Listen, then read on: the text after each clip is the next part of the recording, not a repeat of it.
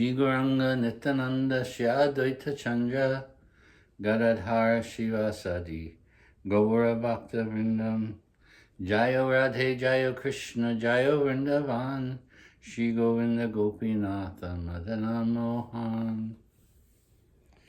Chapter 25 of the Jaiva Dharma is entitled Nam Abhasa. We heard the glories of the holy name, Nam Tattva, and then Nam Aparad. Now the final chapter dealing with Nam in the Jaiva Dharma is called Nam Abhasa, the shadow of the pure name. The next evening, Vijay Kumar and Brajanath approached the Babaji and offered respects. Taking the opportunity, Vijay Kumar said, "O Prabhu, please speak fully on Nam Abhasa Tattva. Our thirst for hearing the truth about the name has become very strong." Babaji says, "Oh, you are very fortunate. If one understands Nam Tattva, one should understand three things: Nam itself, then Nam Abhasa, and the offenses to the name, Nam Aparad. So previously I've spoken to you about Nam Tattva and Nam Aparad. Now I will explain Nam Abhasa." Vijay Kumar says, "What is an Abhasa? How many types are there?" Babaji says, Abhasa means effulgence, shadow, or reflection. When a luminous object spreads its effulgence, it is called luster or shadow. When the luminous object is reflected on another object, it is called its reflection. Thus the name is like the sun, has two types of Abhasa, the shadow and the reflection. Wise men use the words Bhakti Abhasa, Bhav Abhasa, Nam Abhasa, Vaishnava Abhasa. All these Abhasas have two types, reflection or shadow. Vijay Kumar says, what is the relationship between Bhakti Abhasa, Bhav Abhasa, Nam Abhasa, and Vaishnava Abhasa?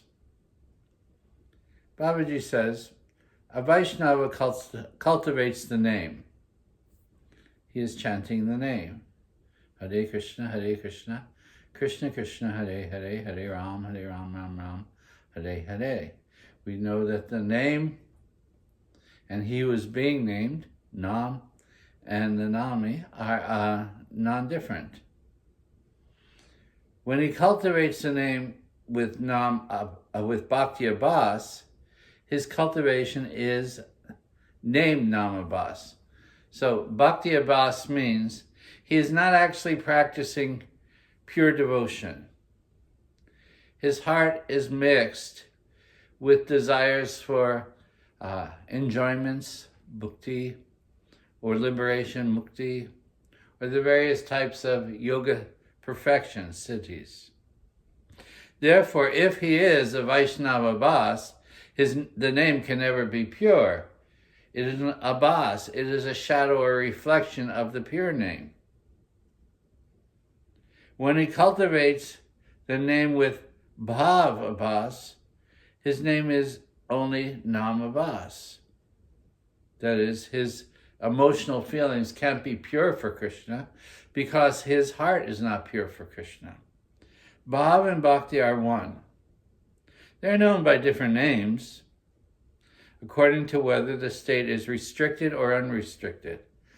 Vijay Kumar says, under what condition does a jiva becomes a Vaishnava Abhasa? Not a pure devotee, but a reflection of a devotee. Babaji says, well, in the Bhagavatam it is stated, a devotee who fully engages in the worship of the deity in the temple but does not behave properly towards others is generally called an unrefined devotee. The word Shraddha in this verse means Shraddha Abhasa. He doesn't have the core understanding of the nature of the true Vaishnavas. Therefore, he never gives proper respect to the true Vaishnavas. He goes through the motion of doing the artiks and chanting and so forth, but his heart is not clear enough to understand the purity and the exalted nature of the true Vaishnava. The word Shraddha in this verse means Shraddha Abhasa. That is, he has a reflection of faith. Since he does not understand the true nature of the Vaishnava, he has faith maybe in worshiping the deity, but that is also then a shadow or reflection. It is just faith in a handed-down tradition. And sometimes one in a family of Vaishnavas may receive initiation, but he may not have the true understanding of things either. So that's what it means, handed down.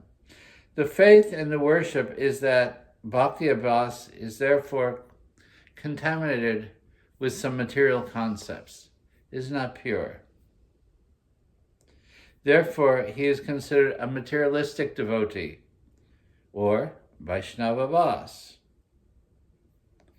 Mahaprabhu identified Hiranya and Govardhan as Vaishnava Abhasa, or Vaishnava Praya. This means they were wearing tulsi, they were wearing tilak, but the nam that they were chanting was a reflection of the pure name, because they were materially tinged. Therefore, they are not real or Shuddha Bhaktas, pure Vaishnavas. O Prabhu, says Vijay Kumar, could you clarify this a little?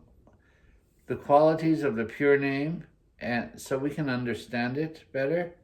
Babaji says, when one chants the name devoid of other desires, anya bilashita shunyam, that is not covered by false ideas that may be produced through gyan or karma, and is chanted with a favorable attitude, that is a pure name, the pure name of Krishna.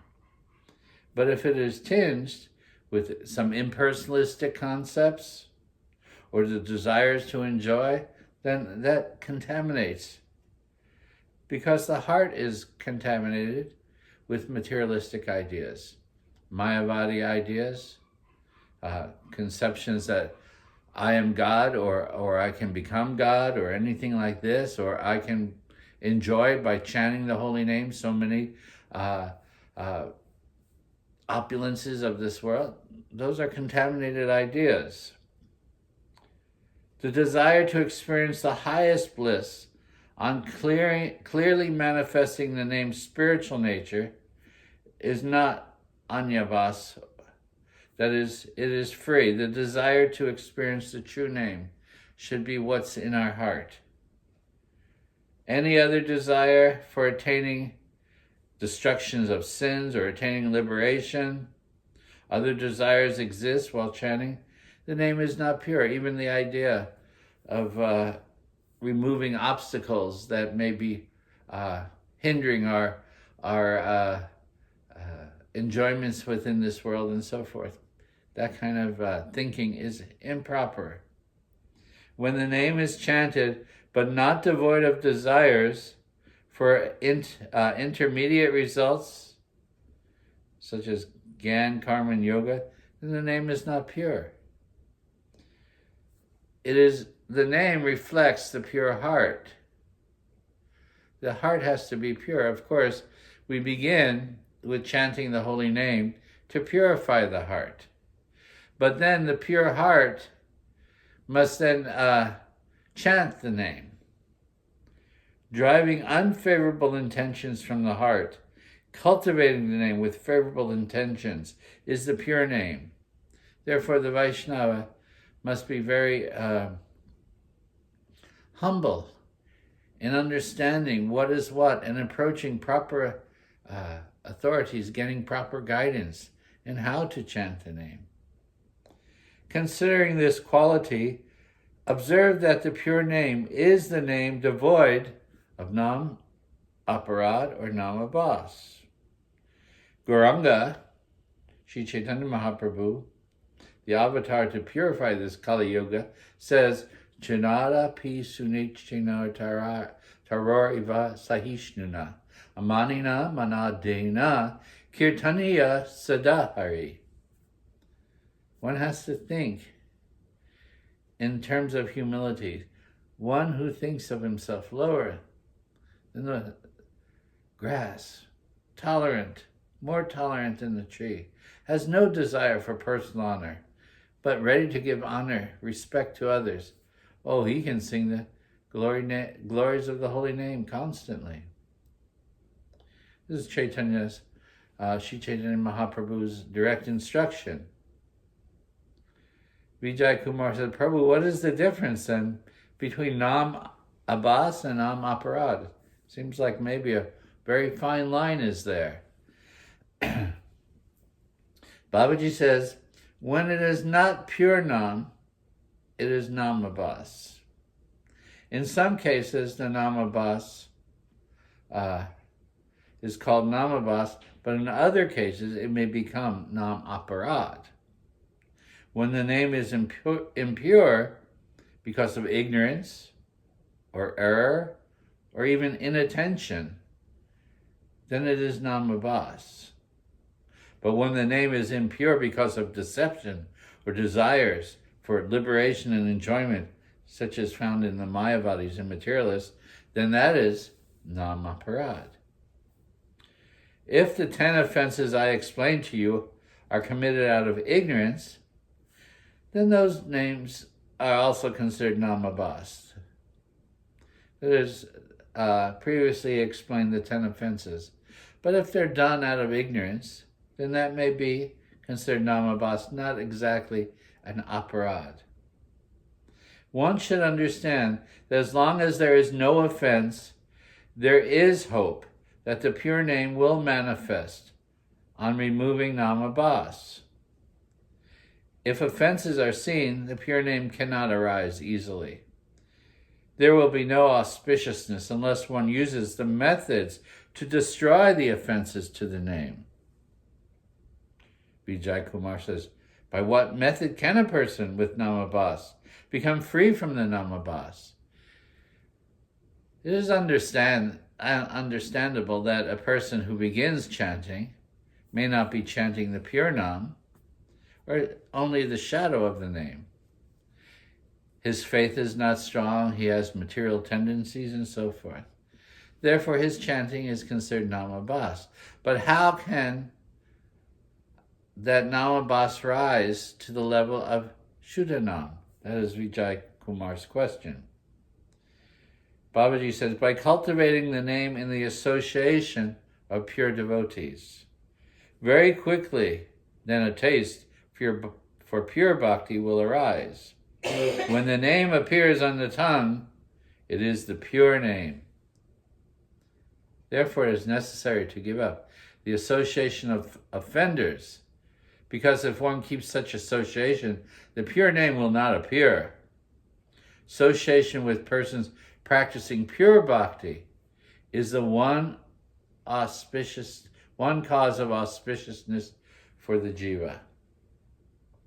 Association is so important, that we're associating with those who are cultivating or who have cultivated pure devotion towards Krishna. That is, their only desire is to awaken within their heart their natural loving propensity towards the Lord. Oh, Vijay says, Prabhu, how many types of Namabhas are there? Babaji says, it is written in the Bhagavatam, chanting the name of the Lord while indicating someone else. Hey, Krishna! Maybe in India, many people have different names related to. So, not directly calling out Krishna, but you're calling out your friend. Hey, Krishna, come. Or friendly manner, chanting the Lord's name, sometimes even with disrespect, or chanting or with neglect. But all of these forms can destroy unlimited sins and desires. So it is not wrong. Your friend is named Krishna, hey Krishna, or Hey Govinda, you are saying.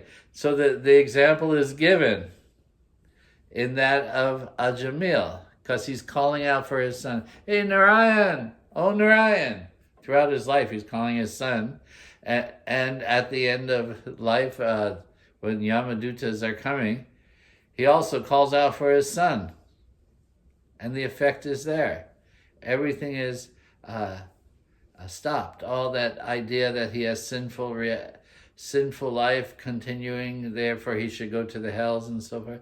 No, the Vishnu Dutas came and said, no. He has chanted the name of the Lord. So that Nam Abhasa saved him from going to the hells. So how powerful is even the reflection of the name? Many Sankirtan devotees go out distributing books or talking to people, and it will say, oh, thank you for talking. Can you say one thing for me? Can you say Hare Krishna? They'll say Hare Krishna. So we try to get people to say the holy name. Chant Hare Krishna. Can you say Hare Krishna, sir? Hare Krishna? Okay, thank you very much. That makes the Vaishnava happy. They can get someone else to chant. But that is his first connection, the connection with the devotee. He gets opportunity to speak with a Vaishnava, hear maybe a little philosophy, even maybe take a book or some prasad, and chant the holy name. So Vijay asks, Prabhu, what is chanting while indicating something else? So Babaji gives the example here that Ajamil called to his son. It's not directed towards the Lord. It's directed towards his son. So that is indicating something else. He's indicating his son. Oh, Ajamil. Ajamil is calling, oh, Narayan. So he Ajamil obtains the results of chanting the name. All the scriptures agree that one can obtain liberation by Nam Abhasa. That is, freedom from the samsara is there, even for those who are simply chanting the shadow of the name. By the syllables of the Lord's name, one forges a relationship with Mukunda. What does Mukunda mean? Giver of liberation. So by chanting the name, even a reflection of the name, he gets the blessings of Mukunda. He becomes liberated from the samsara. And if one chants those syllables, one is able to touch Mukunda. That is, he easily attains liberation. The liberation which is attained with difficulty by Brahmagyan is easily attainable by everyone through Nam Abhasa. Vijay Kumar said, Prabhu, persons desiring liberation who are proud of their learning sometimes are opposed to the process of Krishna consciousness, chanting the Lord's name, and they may use Krishna's name as a joke. We have read that many places in the scriptures that sometimes people are joking, not honest. They may criticize devotees and, oh, those Hare Krishna people, like that. So they're kind of diminishing the people who are chanting by making some joke about them. But at the same time they're chanting, a reflection is there. As long as it's only in a joking mode and not actually criticism in the sense of an offense to the Vaishnava. Babaji says, uttering the name of the Lord while stopping others from chanting Krishna's name, being disrespectful, showing disrespect, a good Vaishnava is chanting the Lord's name. An atheist comes and making faces, you Hare Krishna. This is an example of stoba. By this, the atheist attains liberation. The syllables of the name have such power. What is hela? Chanting the name with neglect is called hela. The name of Krishna is sweeter than the sweetest, most auspicious of all auspicious things. The highest fruit in the tree of all the Vedas is composed entirely of pure consciousness. Heard once with faith or in negligence, it can deliver a human being. This is found in the Skanda Purana. What is Helana? Not an offense. If Helana is committed with wicked intentions, it is offense. If it is committed unknowingly, namabas. So there's a fine line there. If one is wanting to hurt the Vaishnava, or is simply joking, because he finds it humorous, he sees the Hare Krishnas out there.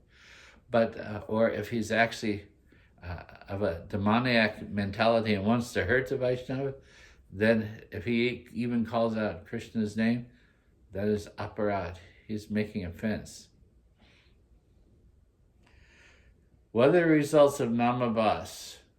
What results cannot be obtained? By namabhas, one can attain all results. Bhukti, mukti, siddhi. Enjoyment, liberation, yogic perfection. But one cannot attain Krishna Prem from namabhas. If a person chanting namabhas can elevate himself to Madhyam Vaishnava by associating with pure devotees, attaining pure bhakti, he will obtain prem as a result of chanting the pure name. Therefore, the association, again, is the most important factor. Because one can elevate his chanting as he himself elevates to the Madhyam level through the association of pure Vaishnavas, those who are cultivating pure devotion. Oh Prabhu, in this world there are many Vaishnava Bhas devotees. I see them. They're wearing the marks of a Vaishnava and chanting Namabhas constantly. What is the reason that they do not attain prem? Even after a long time, we see them stuck in their position. Babaji says, oh, the secret is this. Even if those Bhakti Abhas can become qualified for pure bhakti, they associate with persons devoid of pure bhakti, considering those persons to be proper devotees. They do not have the power to discriminate. So they associate with all types of persons and become contaminated themselves with misunderstandings of what is pure devotion. One has to understand the proper conceptions of pure devotion and mixed devotion. If one wants to actually become Vaishnav, true to that name, Vaishnav, then one has to practice pure devotion. It is only the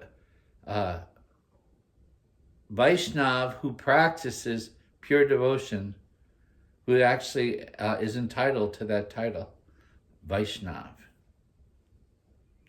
If by strong previous sukritis they can remain separate from offenders and attain good association, gradually they become pure Vaishnavas themselves. So, that is the important thing. The name gives whatever results the offender desires by chanting the name, but it never gives prem. So one would be held back from achieving the highest goal of chanting if he doesn't understand or cultivate the proper understanding of Nam and pure bhakti. Many times the offender chants without evil intentions, so we can count this chanting as sukriti. He has no evil intention. There's no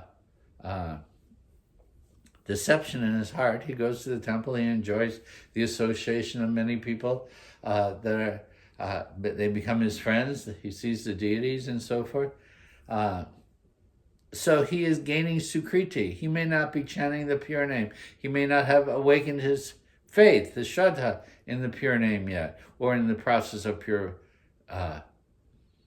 devotion, or seeing properly who is the pure Vaishnavas whom he should associate with.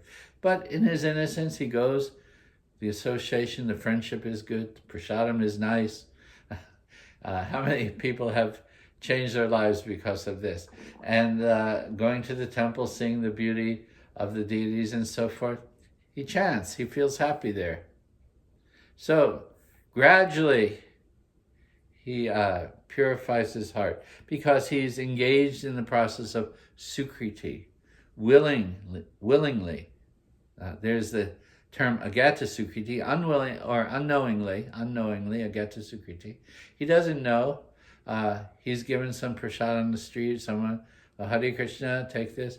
So he may do something, or help a Vaishnava who's in need.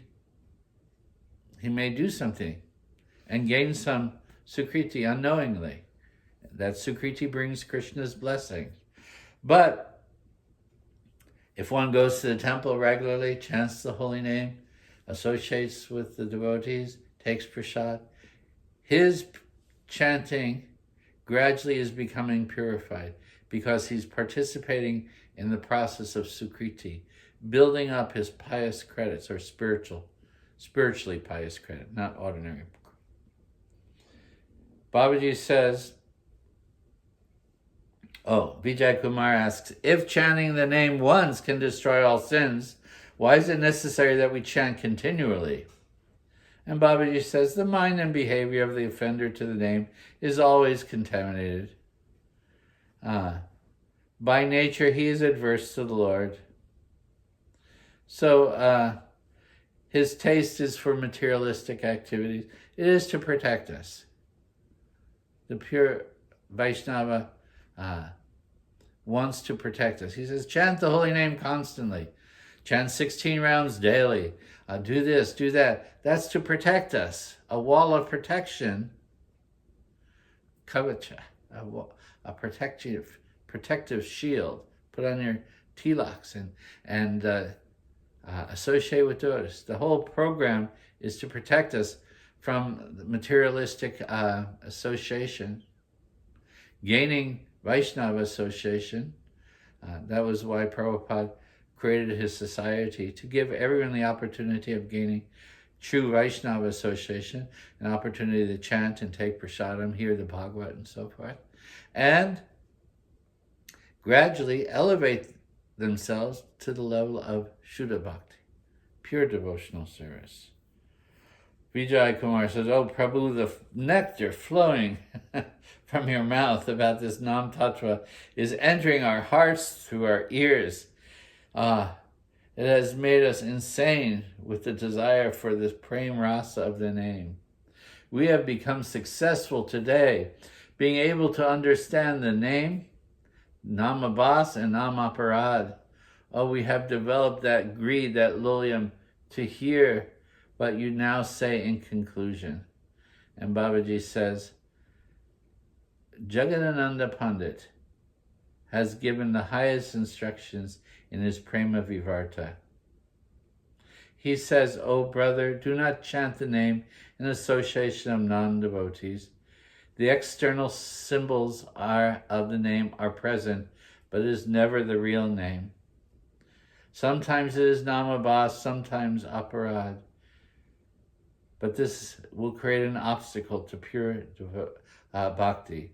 Chant the name of Krishna in the association of devotees. This is the final instruction I am giving. If you chant the name of Krishna and take the association of devotees, reject completely all desires for bhukti, mukti, and siddhis, avoid the 10 offenses, remove pride from your heart, always respect others, enjoy objects without attachment, chanting Krishna's name, accepting everything favorable for bhakti to Krishna, rejecting all things unfavorable, giving up artificial monkey renunciation, acting like a renounced person with the inner desires for enjoyment. Know all times that Krishna is the nourisher, the protector, the offering of the self. What is required through the practice of humility. Know that it is very difficult for the jiva to attain devotees, but Krishna came to Nadia as a pure devotee and started this Krishna consciousness movement, we'll say, to give the world the association of pure Vaishnavas. Through the lineage of Sri Chaitanya Mahaprabhu, the tree expands and the Vaishnavas within this world expand, giving further opportunity to others who are somewhat attracted to take the association of pure devotees and attain pure devotion themselves. Chant the names of Krishna and serve Radha and Krishna in the mood of the gopis of Braj throughout the day. These were the instructions of Sri Chaitanya Mahaprabhu, and very soon you will attain the treasure of prem from the name which Chaitanya Mahaprabhu came to give. Take the association of Gauranga's devotees and chant the name of Gauranga, dancing and dancing, saying, Hare Krishna. How powerful is the chanting of the name of Krishna. Krishna Nam Dare Kattabal. How powerful is the chanting of the name of Krishna. From the heart, the name moves to the tip of the tongue and dances there constantly in the form of sound. My voice chokes up, my limbs tremble, and my feet cannot remain steady. My eyes flow with tears, my body perspires, my hair stands on end, my complexion changes, my mind reels as I faint, my whole body becomes afflicted with sattvika bhavs. It is the name that causes such disturbance. It showers my heart with a river of nectar and drowns me in the ocean of prem. The name is the bud of prem. It is the abode of astonishing ras. It reveals such power. Blooming a little more, it shows Krishna's form, his qualities, and it steals the heart and takes us to Krishna. Fully blossoming, the name takes one to Braj and shows me the pastimes of Krishna. It gives me my own spiritual body and keeps me near to Krishna, destroying all material conceptions of self. The name of Krishna is Chintamani. It is a mine of all ras. It is eternally liberated, full of pure ras. When all obstacles to the name are destroyed, one actually becomes happy.